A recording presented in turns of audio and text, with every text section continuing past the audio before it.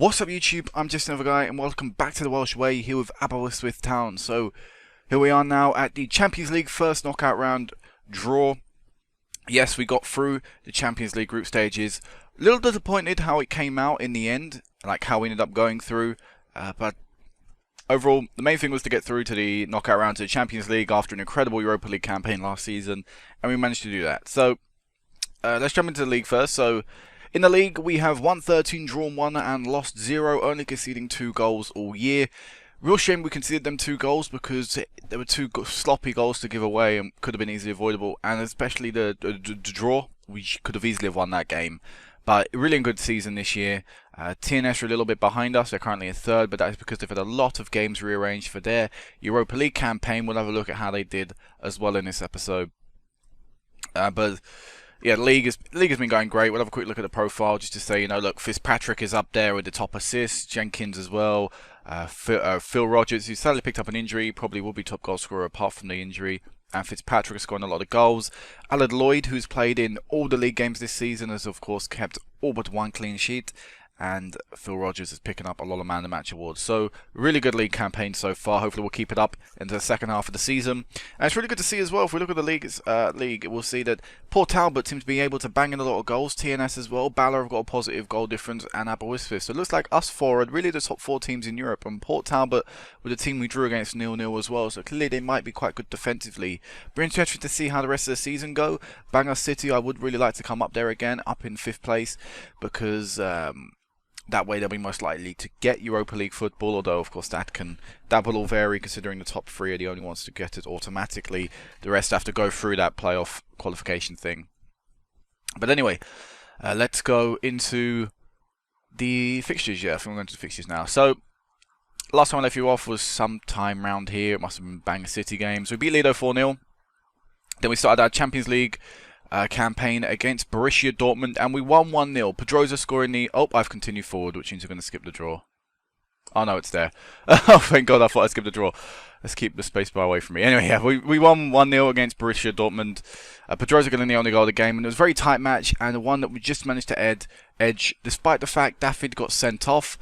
Really disappointing to see him get sent off there. I think we had at the time we had injuries to Ferreira and Miyazaki, which meant, and also Croft, which meant that David and Di Lewis and McNaughton all had to play. So to pick up the 1-0 result that we did was a really good result, and it was fantastic, and it showed that we really have the capabilities of beating anyone with that result against Dortmund.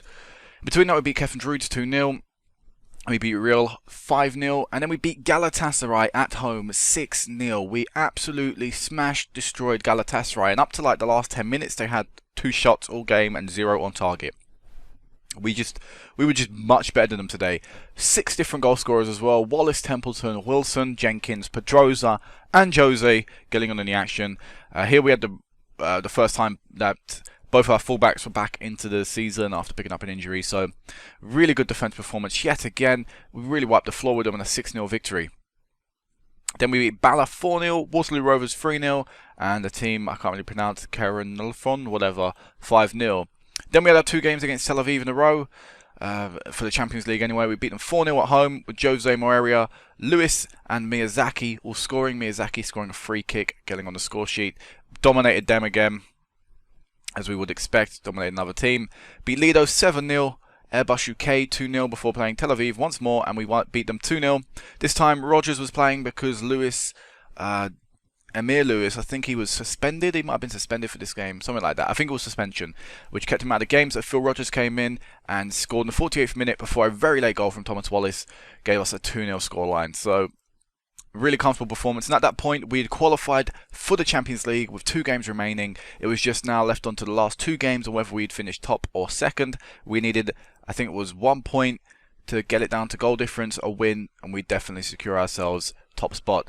So between that time we won in the Welsh Cup 3rd round against Portador, beat Port Talbot 4-0, and we beat Tom Pentry 6-0 as well, before losing really embarrassingly 4-0 to Borussia Dortmund. a really bad game. I mean, if we compare it to the first game where we were so tight defensively, as well as offering a threat going forward, in this game we were all over the place. Miyazaki had a bad game, Jose, all the defence had a bad game, but going forward we had a bad game as well. It was just a really abysmal performance, one we really needed to move on quickly from. And what it meant was that if somehow Dortmund and us ended up level on points, which I think was possible, if they'd had... No, it wasn't possible actually, never mind. No, it wasn't mathematically possible, but it did mean they were only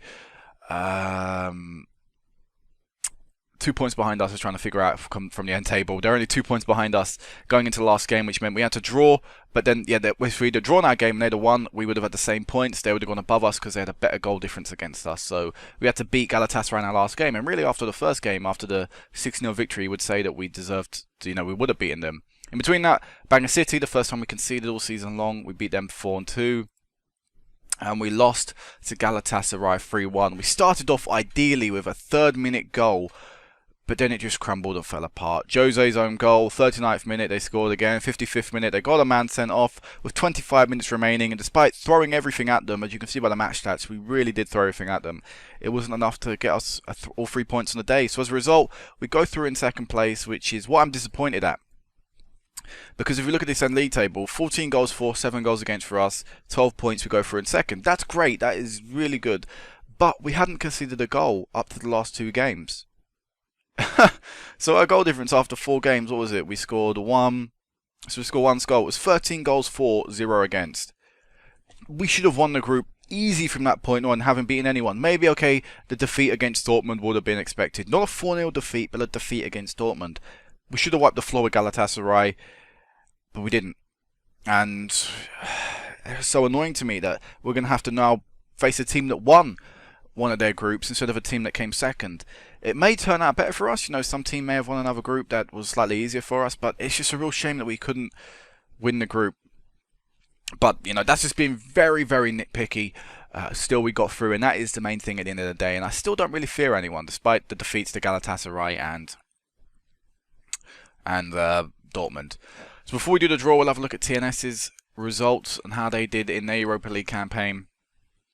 So they only won 1 game, and it was against Anderlecht. I saw they won 2-1 at home, or at their 2nd home, their racecourse ground in Wrexham. They won 2-1, sorry. And after going 1-0 down as well, so it was a good fight back. Not too bad, really, for a team that have never reached the group stage of a competition. And in fact, the furthest they'd ever got in a European competition was the 3rd qualifying phase of the Europa League. The fact that they got to the playoffs of the 3rd for the best placed teams in the Champions League was a real surprise. And the fact they almost went through, and to pick up a win here, that's really good headway for them. And I think next year, hopefully, they'll have another pretty decent campaign. And that would surely help the league grow as well. 2 teams in the group stages, and one of them's getting through to the knockouts at least. So overall, I'm happy with TNS's performance in there as well. But let's go into the league now. Let's go into the league. Let's go into the draw now. So I don't know who won their groups, but potential people will lie. Of course, some people can't play us. Arsenal, AS Monaco, Barcelona, Chelsea, Bayern, Juventus, Liverpool, Manchester United, Panathinaikos, Paris Saint-Germain, Real Madrid, Benfica, Sporting, and Valencia. So let's draw. So Man U have Panathinaikos, Valencia, Dortmund. I would have liked Valencia. Sporting will play Chelsea. Juventus will play Barca. I would have loved to play Juventus again. AS Monaco will play Real Madrid. Benfica will play Arsenal. I think we're going to get Liverpool. Oh man, I just realised the teams that are left. Bayern we've beaten in the past. PSG I don't think we've beaten in the past. And have we played Liverpool? I want to say yes, but I don't really remember. I've so many teams now. But I wouldn't mind playing Liverpool. Let's have a see who we get though. Bayern Munich versus PSG. We're going to get Liverpool. We're going to be going to Liverpool. We have played Liverpool before. I remember Sami Hyypiä was their manager. So last time we played these guys was in the Champions League group stages 4 years ago. Just 4 seasons ago. So we look at that team that played in, we'll say in the last game against them in November. If we look at that team there, 0 of them would be expected to start in the game. Terry Jenkins is still there, who originally at the time was a bench player, and of course Di Lewis, but now they're both sort of bench players. So in 4 seasons, none of them players have survived. It's gonna be interesting. It's gonna be very interesting against Liverpool. Let's have a quick gander at their team. Sam Hippier still in charge. Who's their most valued player? Wes McClellan, English 27-year-old. Got some good stats. A lot of high-valued players. Raheem Sterling still there, but will be retiring. I doubt he'll play in that game. It is going to be... Oh, God, what a moustache. It's going to be very interesting. They're currently third in the Premier League, undefeated all season long. Wow. We'll need to hope someone beats them very, very soon. Because I don't really want to be playing a team that only 2 defeats this season have come against Frankfurt and Villa. But I'm optimistic. I'm very, very optimistic we can beat them. Again, I don't fear anyone. John Stone's a guy coming in, but we'll talk about him next time. I don't fear anyone. I'm sure we can play them. So I'll meet you back on the 6th of February. Hopefully with a bit of transfer action. I'm looking at a few players, thinking of a few positions I want to improve upon. And yeah, come on. I think this year we should do well in this competition. Hopefully. Maybe. I don't know. So until next time, peace out.